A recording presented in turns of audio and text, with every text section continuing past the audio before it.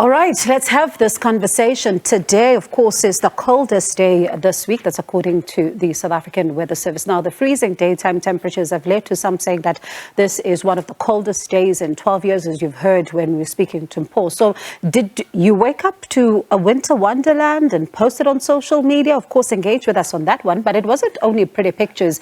It is quite freezing. And we've seen weather events that were once rare occurrences that are now increasingly becoming common. So let's delve into why, and we speak to Wits University Professor of Climatology, Professor Francois Engelbrecht. Prof, thank you so much for your time this evening. There's of course a lot of talk about whether or not what we are seeing is extreme. We think it is, and also, is it as a result of climate change? Thank you, Bungiwe, for having me. This is most certainly an example of an extreme weather event. I mean, this is extreme cold. This is a real blast from the sub-Antarctic latitudes, a cold front that got displaced far to the north into the South African interior, with lots of cold sub-Antarctic air finding its way all the way to Gauteng. So this is an exceptional event, but I would say that it is occurring despite of climate change, not because of climate change. We've already heard in your discussions just now that we did have a very similar event back in August 2012, but further back into the past. For example, in September 1981, there was an even bigger snowfall event in Johannesburg, for example. So these very big events, they occur statistically about once every 10, once every 20 years, these really significant snowfall events as far north as, say, Johannesburg.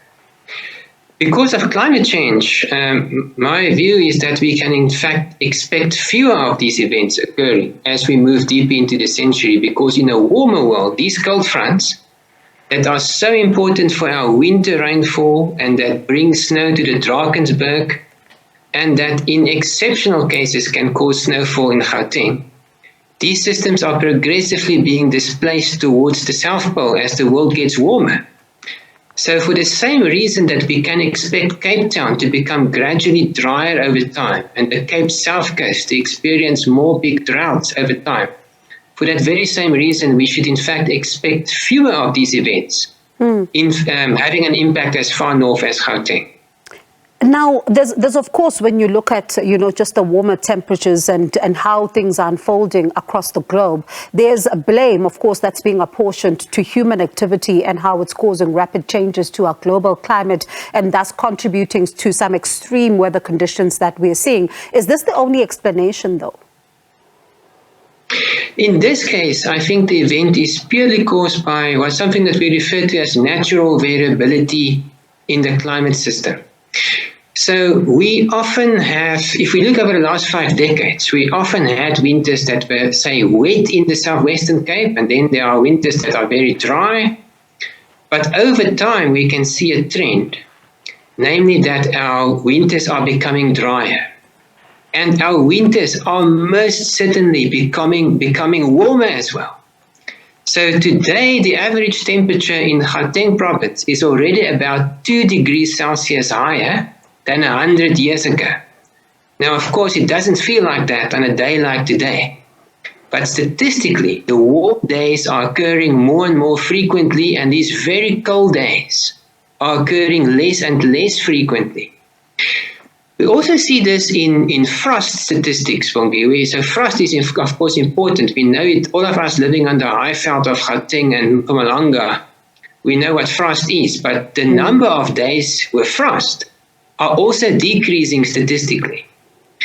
So in a warmer world, these types of events will in fact occur less frequently, not more frequent.